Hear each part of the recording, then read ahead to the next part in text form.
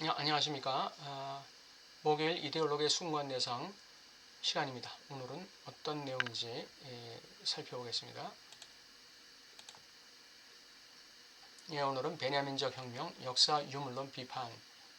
베냐민이 역사 유물론을 어떻게 비판했는가, 거기에 대해서 지잭이 지금 얘기하고 있는 것을 한번 살펴보겠습니다.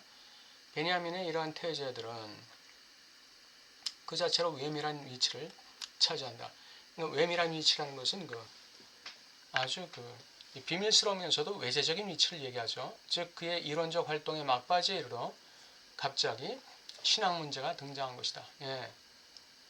이 정신분석은 신학의 도움을 받아야 된다. 그렇게 지잭은 이야기하고 있습니다. 이것이 지잭이 베냐민의 이 예를 들어서 얘기하고 있었죠. 여기 지금 나오는데, 역사 유물론은 신학의 도움을 받아야만 승리할 수 있다는 것이 그의 유명한 첫 번째 태제이다. 체스판에서 체스를 두고 있는 인형, 역사 유물론을 탁자 밑에서 줄로 조종하고 있는 한 작은 곱추가 있어요. 이미 퇴물이 되어버린 신학의 은밀한 도움을 받는 인형, 이게 이제 역사 유물론인데, 이것은 언제나 승리해요. 왜? 곱추가 줄을 통해서 인형을 조종하기 때문에. 신학은 이미 퇴물이 되어버린 신학이 이러한 이 역할을 한다는 거예요. 신학과 역사 유물론의 관계는 마치 기표와 기의 관계와 비유된다. 역사 유물론은 단순히 신학의 도움을 받고 있다고 주장하지만 점점 더 그것이 조종하는 끈에 얽혀들게 된다. 신학의 단순한 도움을 받는 게 아니라 신학에 의존할 수밖에 없는 것이죠. 왜냐하면 신학은 여기서 기표의 작용을 지시하기 때문이다. 그래서 꼽축, 즉 신학과 이 역사 유물론, 인형, 이것과의 관계는 마치 기표와 기의 관계에 형식적으로 위비된다는 것이죠. 베냐민이 언급한 이 신학적 차원을 어떻게 인식해야 할까? 그 진정한 의미가 뭘까? 그것은 아인게덴켄에 있다. 기억이라는 것이죠. 그것은 단순한 연상이나 회상 혹은 자신을 사고 어떤 것 속으로 이전시키기라고 번역하기 어려운 말이다. 이 기억하기라는 것은 단순한 연상이나 회상 또는 자신을 사고 속으로 이전시키는 것이라고 번역하기가 어려운 말이다. 아인게덴켄이라는 게. 마치 이 신학이라는 것은 아인게덴켄의 역할을 한다 이거죠. 아인게덴켄. 기억인데 있는 그들의 기억이 아니죠. 있는 그들의 기억이 아니라 이것은 일종의 창조적 기억이라고 할 수 있습니다. 창조적 기억.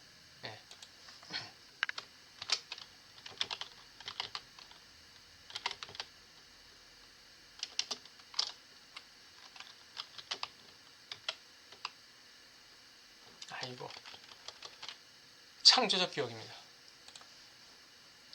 여기서 관건이 되는 것은 실제로 일종의 과거의 전유임에도 불구하고 우리가 해석학 수준에 머문다면 이 아인게덴켄을 적절하게 인식할 수 없어요. 해석학의 수준에 머문다면, 해석학은 사실에 대한 해석학이거든요. 그런데 아인게덴켄이라는 이 기억은 사실을 정확하게 기억할 수 없는 거예요. 그렇기 때문에 해석학적 수준에 머물면 이 아인게덴켄은 적절하게 인식될 수가 없는 거예요. 과거를 전유할 수가 없는 것이죠. 베냐민의 목표는 분명 해석학적 이해의 기본적 안내, 해석된 텍스트를 당대의 전체성 속에 위치시키는 것과는 정반대이다. 해석학의 이해의 기본적 안내라는 것은 해석된 텍스트를 어떤 맥락 속에서, 해석된 텍스트를 맥락 속에서 이해하는 것이죠. 부분을 전체 속에서 이해하는 것이죠. 그런 것과는 베냐민의 해석은 다르다 이거죠. 베냐민의 생각은 반대로 역사의 연속성으로부터 과거의 한 조각을 분리해내는 것이다. 조각을 분리해내는 것이죠. 이걸 모나드화 시킨다고 그러죠. 해석학과 대립되는 이런 해석 절차는 세부의 해석과 전체의 해석을 대립시킨 프로이드의 개념을 직접적으로 상기시킨다. 항상 우리는 세부와 전체를 같이 봐야 돼요. 전체 속의 세부, 그리고 세부의 전체로의 투입, 이런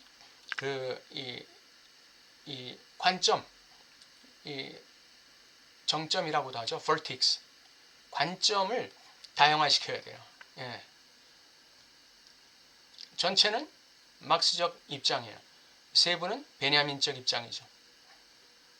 근데 이 세부는 전체에 영향을 미칠 뿐 아니라 세부 그 자체가 갖는 역사적인 의미, 독특한 의미가 있다. 이게 이제 베냐민이 하고자 하는 얘기죠. 우리의 관심은 전체로서의 꿈이 아니라 그 중에 내용 중 분리된 어떤 부분들이다. 핵심이 있다 이거죠. 핵심. 꿈에는 핵심이 있다 이거죠.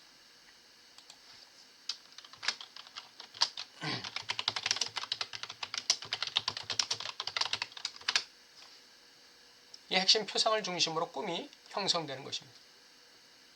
핵심 표상을 중심으로 꿈이 형성된다. 핵심은 우리가 실제 역사적 입장을, 즉 우리가 말하고 있는 지점을 추상화함으로써 과거에 익숙해지는 것에 있지 않다. 핵심이라는 것은 그 실제 역사, 실제 벌어져 있는 사실, 실제 경험된 어떤 역사적 경험, 이것을 갖다가 우리가 추상화시킨다. 다시 말하면 거기서 어떤 의미를 갖다가 뽑아내는 이런 것에 있지 않다는 거예요. 그렇게 해서 과거에 익숙해지는 것에 있지 않다는 거예요. 아인게덴케는 확실히 피지배계급에 편향된 피지배계급과 관련된 과거를 전유하는 것이다. 아인게덴케는 확실히 피지배계급에 편향된 지배계급의 이론이 바로 전체에 관심을 두는 것입니다. 전체. 지배계급은 전체에 관심을 둬요. 그런데 베냐민적 입장은 이 피지배계급, 관심이 없는 사람들의 이 사실, 역사, 이거를 통해서 과거를 전유하는 것이에요. 역사적으로 과거를 분절시킨다는 것은 그것을 실제 있었던 그대로 인식하는 게 아니다. 보편적 인간이 아니라 투쟁하는 피지배계급 그 자체가 역사적 지식의 보고이다. 이렇게 보고 있는 것이죠. 양계급 사이에는 베냐민이 두 가지 상이한 양식의 시간성을 통해 지적한 근본적 불균형이 있다. 공식적이고 지배적인 사료 편찬에 고유한 지속성을 가진 동질적이며 비어있는 시간, 그것과 역사 유물론을 규정해주는 불연 속에 충만한 시간 사이의 불균형.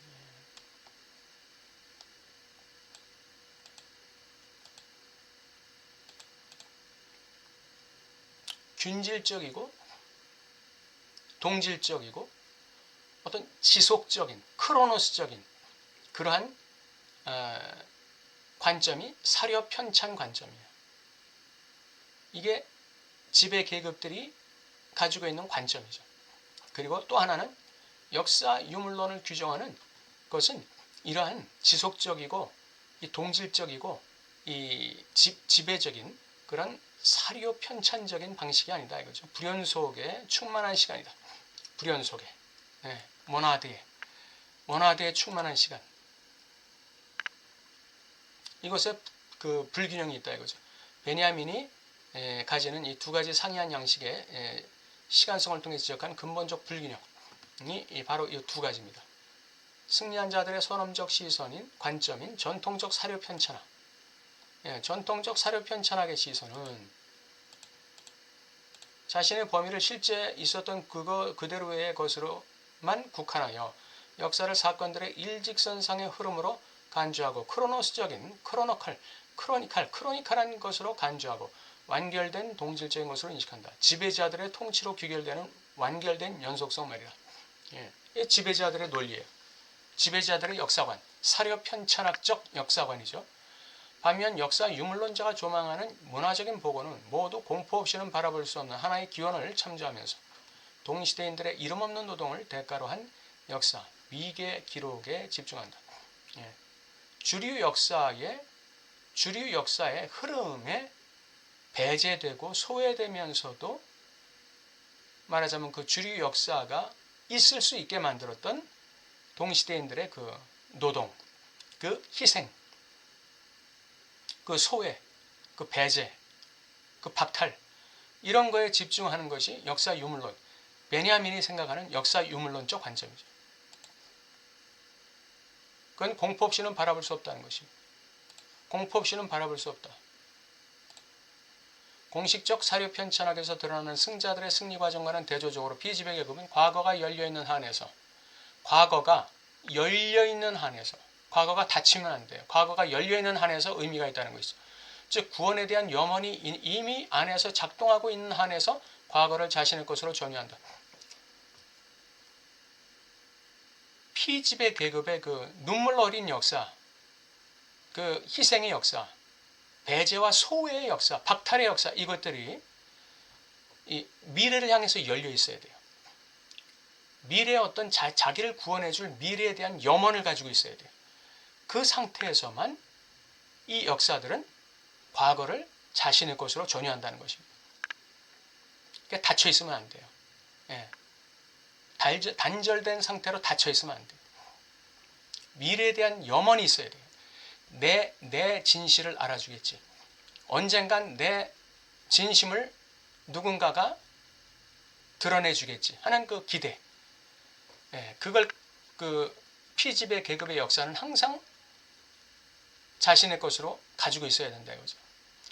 즉 피지배 계급은 과거가 이미 실패한 것과 근절된 것의 형태로 미래의 차원을 함축하고 있는 한 과거를 전유한다.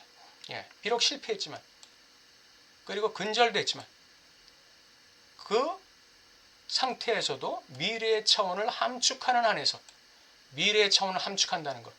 이게 바로 그 기대입니다.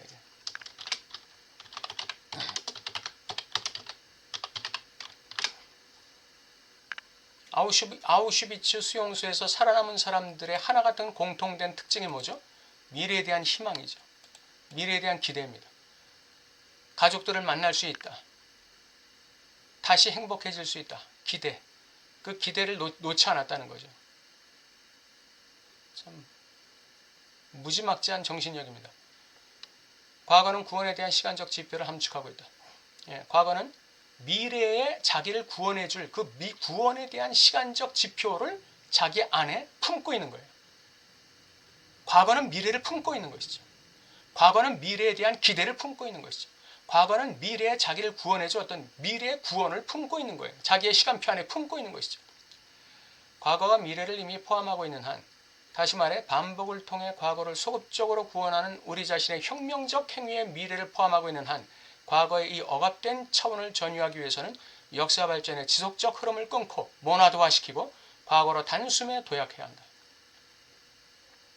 과거를 소급적으로 구원하는 우리의 혁명적 행위, 반복을 통해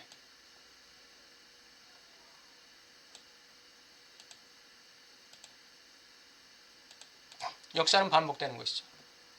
그 반복되는 역사 속에서 우리는 과거를 소급적으로 구원할 수 있어야 돼요. 그게 혁명적 행위입니다. 베냐민의 혁명이라는 건 바로 그것입니다. 호랑이처럼 단숨에 과거로 도약해야 돼요. 그래서 그 모나드화된 그 과거에 그 잊혀지고 끊어지고 배제되고 소외된 그 역사에 나름의 의미를 주는 것이죠. 나름의 가치를 주는 거예요. 우리가 역사의 지속성을 기술하는 역사 편찬학, 산업 편찬학적인 진화론과 역사 유물론사의 근본적 불균형에 도달하는 것은 바로 이 지점이다. 호랑이처럼 과거로 도약하느냐 안 하느냐, 여기에서 결판난다는 것이죠. 역사 유물론자는 현재의 개념이 없이는 아무것도 할 수가 없다. 여기서 현재란 시간이 움직이지 않고 정지해버린 순간을 말한다. 지금을 얘기하는 게 아니라 시간이 움직이지 않고 정지해버린 순간. 다시 말하면 모나드화된 순간이에요. 모나드화된 순간.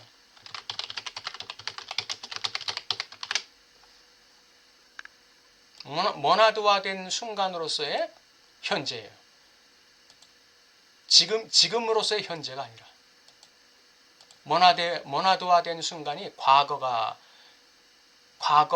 됐든 현재가 됐든 그 모나드화된 순간을 얘기하는 거예요. 그게 바로 정지해버린 시간입니다. 사유는 사고의 흐름뿐 아니라 그것의 정지까지도 포함한다. 사유는 사고의 흐름뿐 아니라 그것의 정지까지도 포함한다. 긴장으로 충만한 형태 속에서 사유가 갑자기 멈출 때 그것은 그러한 형태의 충격을 일으키고 그 때문에 그것은 하나의 모나드로 결정화된다. 사유가 갑자기 정지할 때.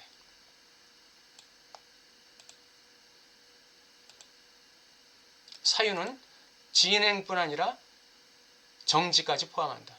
사유가 흐름 속에서 갑자기 멈출 때 그것은 모나드로 결정화된다. 모나드로 결정화돼야 어떻게 된다? 거기에 의미를 줄 수 있는 도약이 가능하다는 것이죠. 역사 유물론자는 그가 오직 모나드로서의 그것과 부딪히는 순간에만 역사적 주체에게 접근할 수 있다. 이러한 구조 속에서 그는 구세주처럼 사건이 중단되는 징조, 달리 말하자면 억압된 과거를 위한 투쟁 속에서의 혁명적 기회를 감지한다.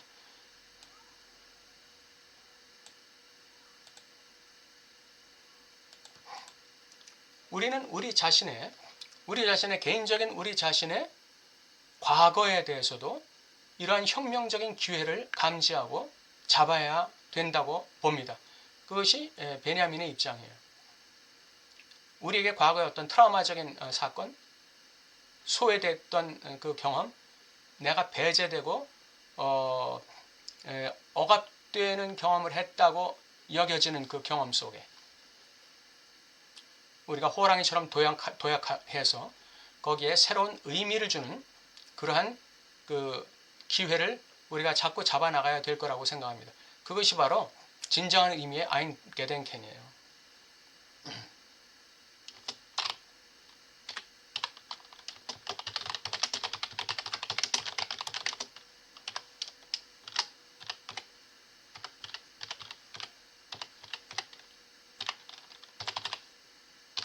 이것이 진정한 의미의 아인 게덴켄이에요.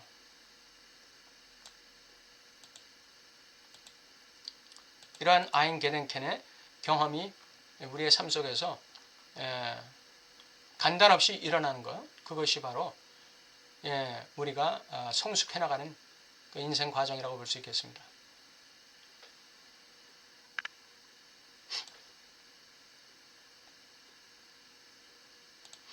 오늘 베냐민의 혁명, 미래를 향해서 열린 과거를 모나드화시키고 그 모나드화된 과거에 새로운 의미를 주는 것이죠. 그 가치를 알아주는 것이죠. 우리 인생에 그 접목해야 될 그런 일들이 굉장히 많지 않겠습니까? 열패감을 느꼈던 경험, 수치감을 느꼈던 경험, 이러한 경험에 우리가 새로운 의미를 줄 때 그것이 바로 진정한 의미의 기억입니다. 아인 게덴켄. 오늘 여기까지 하고 다음 주에 뵙겠습니다.